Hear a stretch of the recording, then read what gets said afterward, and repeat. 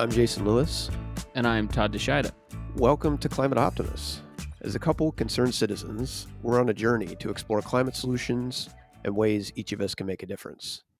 In last week's episode, we focused on climate justice and communities of color here in the U.S. And like many of these topics, it's hard to fit all the relevant content into one episode.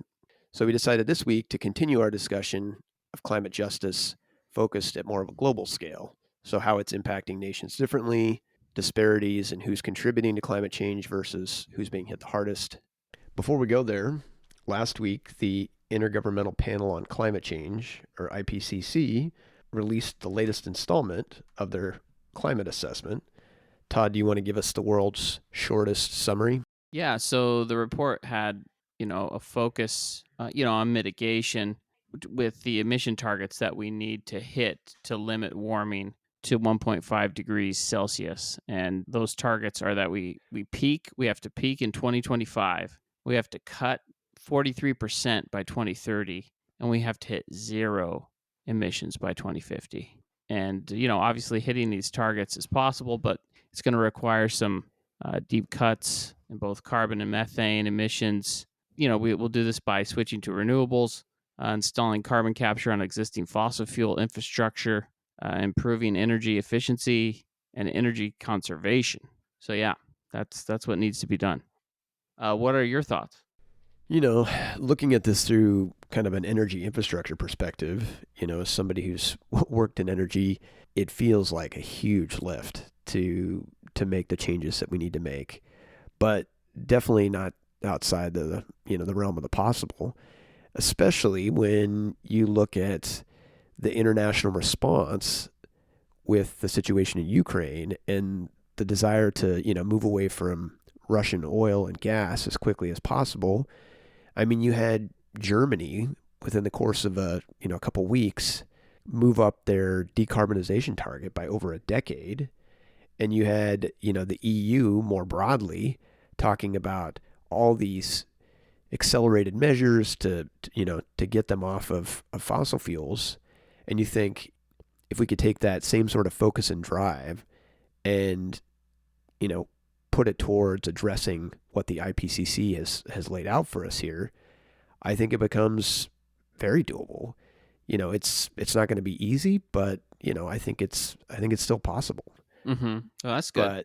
But well, they're aggressive for sure, but I think we have to do everything we can to hit them, or obviously risk a future that I don't think any of us want to live in. So yeah, it's kind of a will thing. We at this point, like we just got to have the will to do it, and make some collective sacrifices to get this done.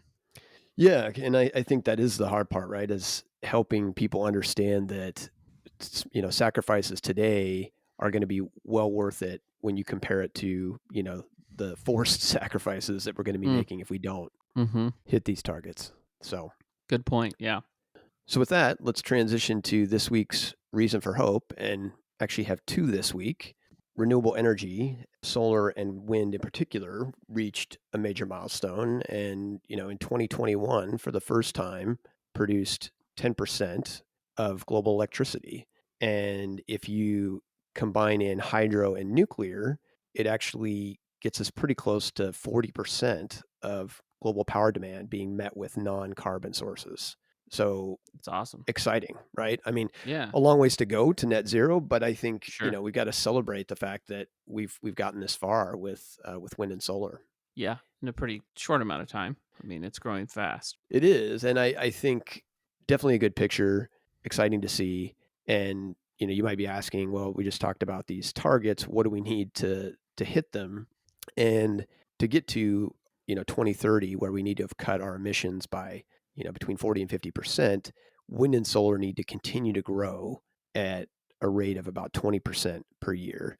And that's actually not outside some of the previous growth that we've seen. That's good news. It is good news. And I think the other, potential unsung hero in all of this is energy efficiency. I mean, the reality is we, as a globe, consume more and more energy. And I think we forget about the fact that while we need to convert to renewables, we also ought to be focusing on reducing our demand, and that's where energy efficiency measures can make a huge impact. For sure. The other bright spot this past week were the global demonstrations being led by scientists calling for climate action. Had scientists chaining themselves to oil-friendly banks, occupying the steps of government buildings, and basically trying to, draw awareness to the fact that the clock is ticking and we need to move forward. It's pretty telling when they've reached a point where they're willing to come out and protest because of the what their findings show and the need for us to move in this direction. So I don't think we should take it lightly, seeing that all these folks came out and were willing to get arrested to make their point, Yeah. Don't look up. It's right? basically what's going on. Yeah. Yeah. That's kind of what's happening right now. Yeah. I just hope we're headed for a different ending. Well, yeah. Um, Yeah. Yeah, exactly. well, and more locally here in the U.S., a group called West Virginia Rising staged a peaceful protest where they blocked the entrance to the coal plant where Senator Joe Manchin sells his coal, which I couldn't resist putting in here because that kind of made my week. Um, I don't know that Mr. Manchin is going to give up selling his coal anytime soon, but I think it is good to continue to draw awareness to the fact that he's basically profiting at all of our expense by continuing to block climate legislation. Yeah. Well, I feel bad for him. Oh yeah. Yeah. No,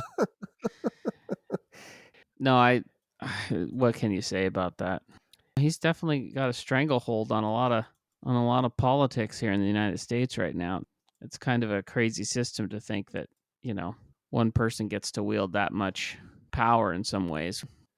Yeah, and I mean, in fairness, I know that the media tends to always focus on Joe Manchin because he represents that key vote that Democrats need to be able to pass Mm-hmm. key climate provisions, but that's in no way abdicates the other 50 Senate Republicans who have been unwilling thus far to to vote for climate legislation. So Yeah. Well, I expect them to be useless.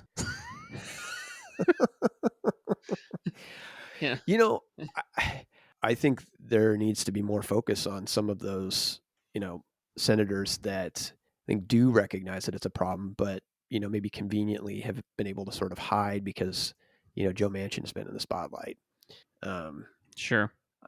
so all jokes aside about Senator Joe Manchin, I think it's exciting to look at this past week and see us hit both a major renewable energy milestone and to see these protests taking place, because the reality is we need to continue to push on the legislative front, and having the visibility of protests I think can really help with that.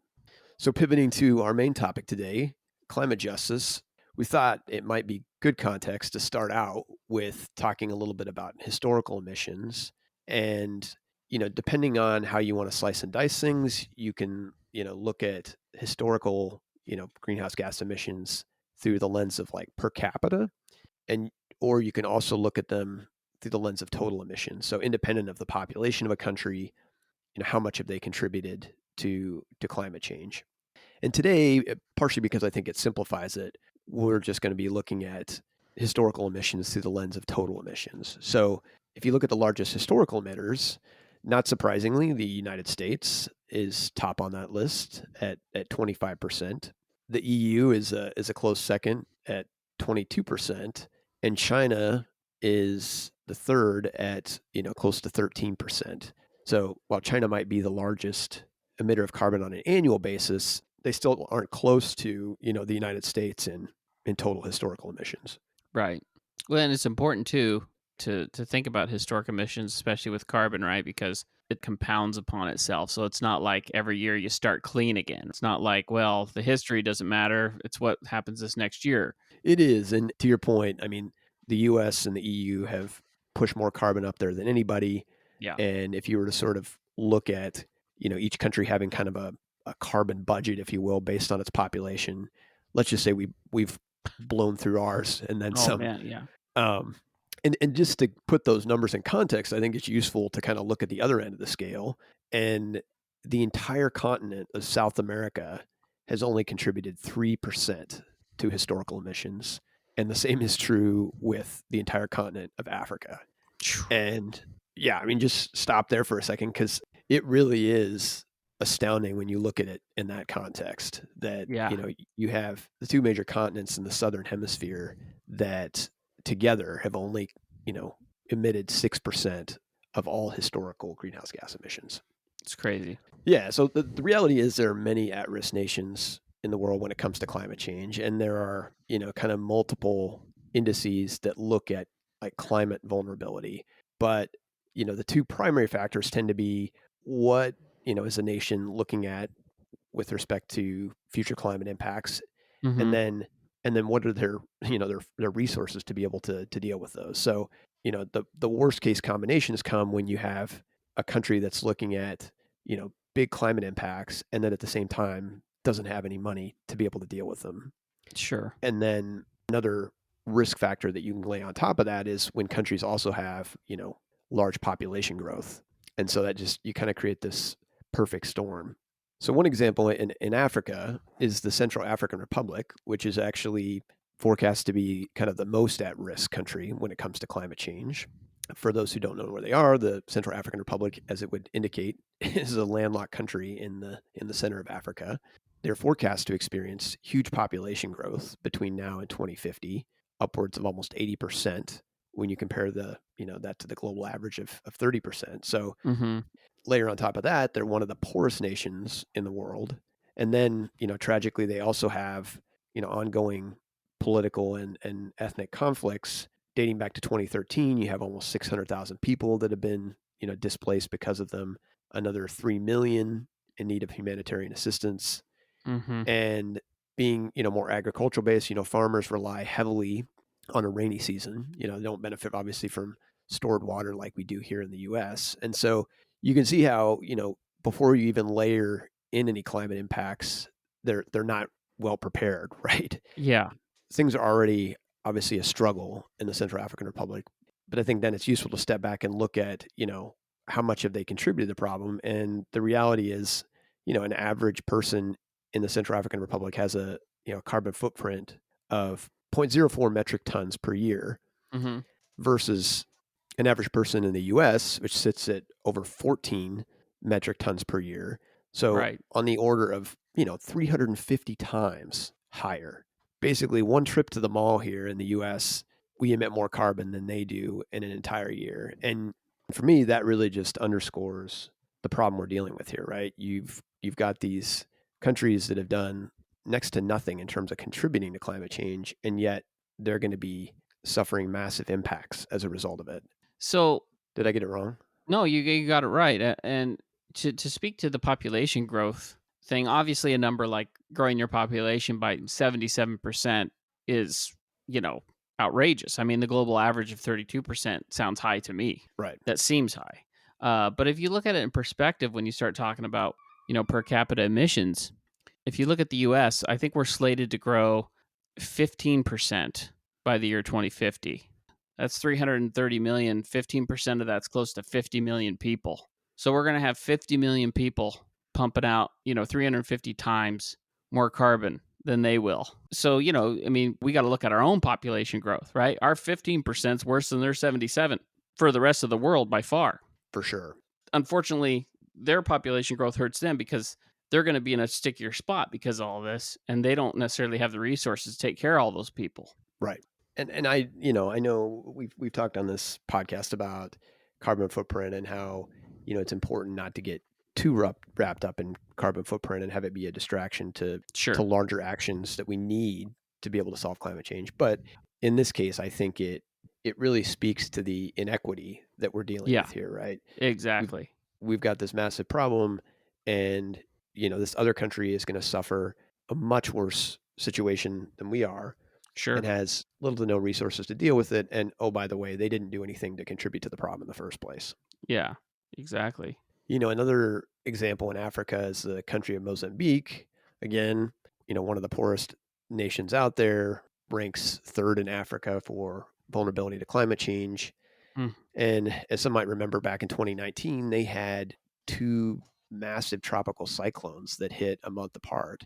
That's right. which was a first. Never had two to hit the country in one season. You ended up with, massive flooding, destruction of homes and infrastructure. And at the end of the day, millions of people left without a place to live, lack of sanitation, drinking water. And it's like, we can look at when a hurricane hits the US, it's a tragic thing for sure. Yeah. But when you talk about the resources available to rebuild, we bounce back, right? I mean, it takes time. It's not to diminish the damage that gets caused when a hurricane happens here, but let's be honest. I mean, Mozambique doesn't have the ability to come in and throw their grid back together, put down new roads, and cranking out new houses. So Yeah. it just shows how much worse, when one of these things happens, how much worse off they're going to be, and really, dampens their potential for prospering in the long run.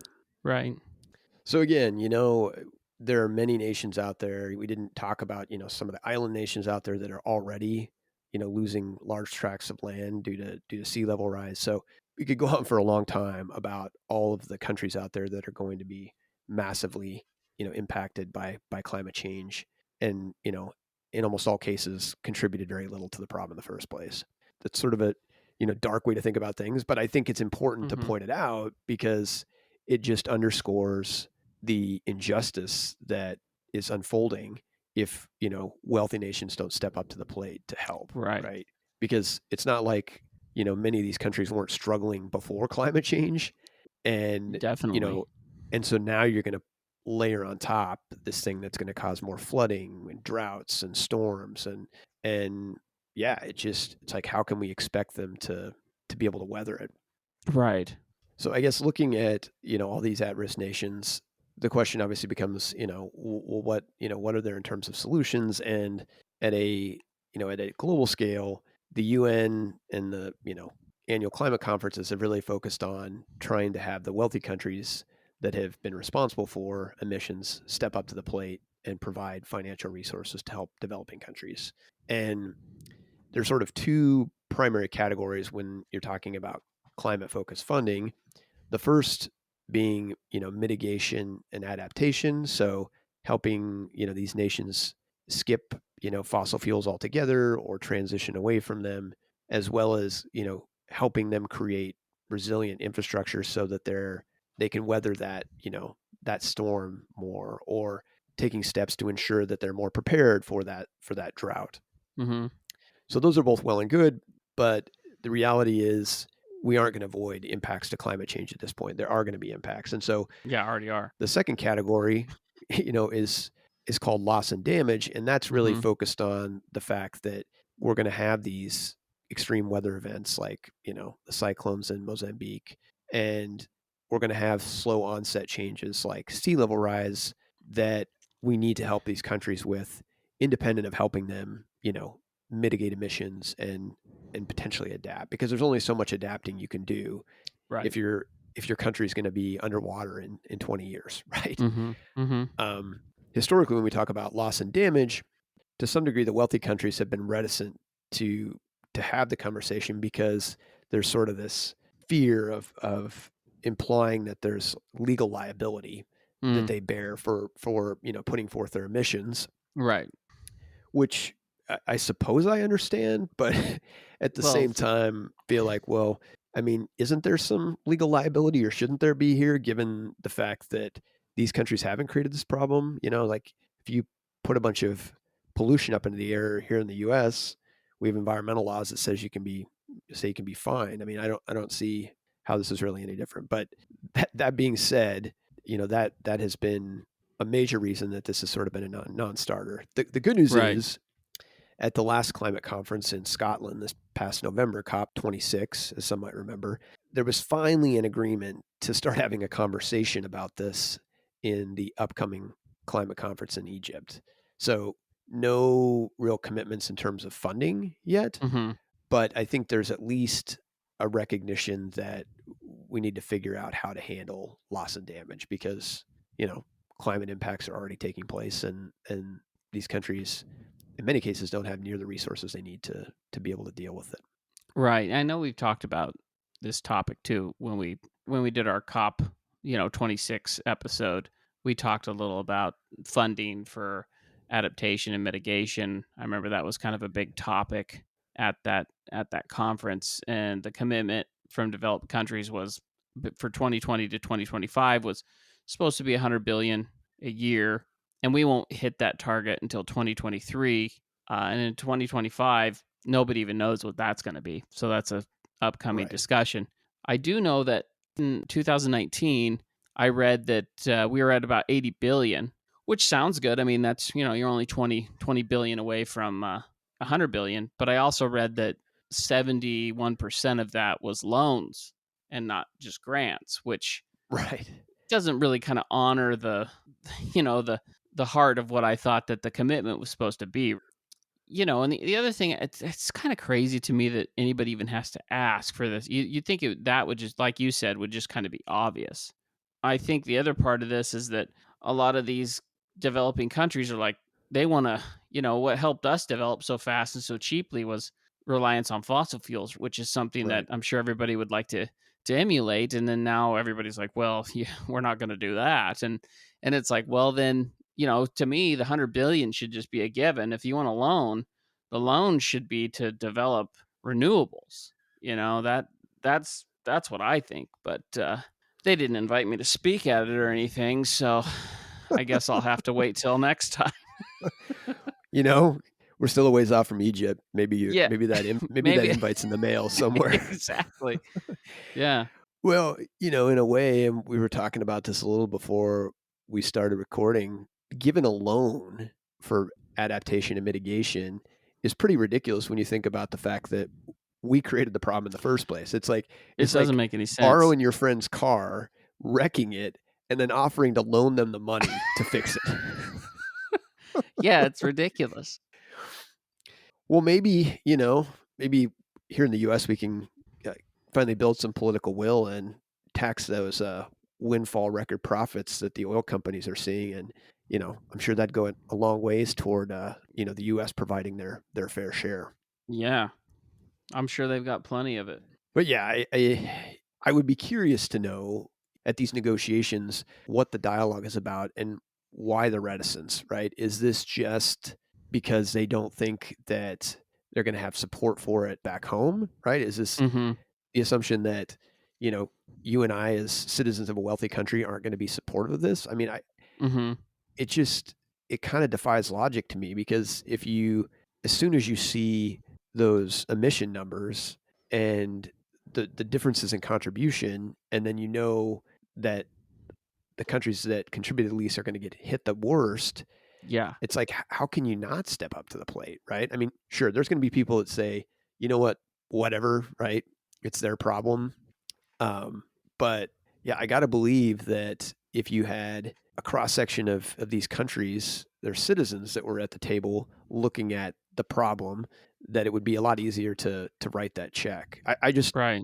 you know, I guess it's my lack of understanding of how these negotiations, pan out. But 100 billion a year is not a lot of money when you consider all the countries we're talking about here. So yeah, It's it's just just greed. It's just greed. yeah, it really is. I guess now that folks have had to hear us rant about it, I guess the question becomes, what can we as individuals do? Because that's what we're about here at Climate Optimists, is getting engaged. And for this week, we'd like to encourage folks in the U.S.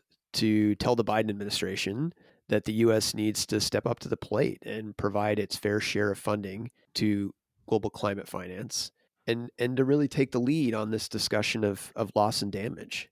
Mhm. If you have ever been to the Climate Action Tracker site, which looks at all of the policies and commitments regarding, cutting emissions, as well as money being committed to help other countries, the US ranks as critically insufficient.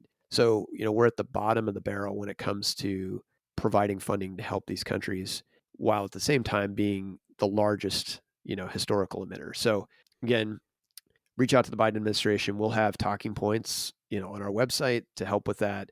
But I think if we all, make an effort to send a note and help move the needle there. And for our European listeners, the good news is the EU has been a little more generous in helping support climate finance, the EU's rating is insufficient versus critically insufficient. But I still think, again, there's an opportunity there to push those numbers up, because the reality is 100 billion sounds like a lot, but then when you spread it over the entire continent of Africa, South America, and all these countries in Asia, it's not that much money.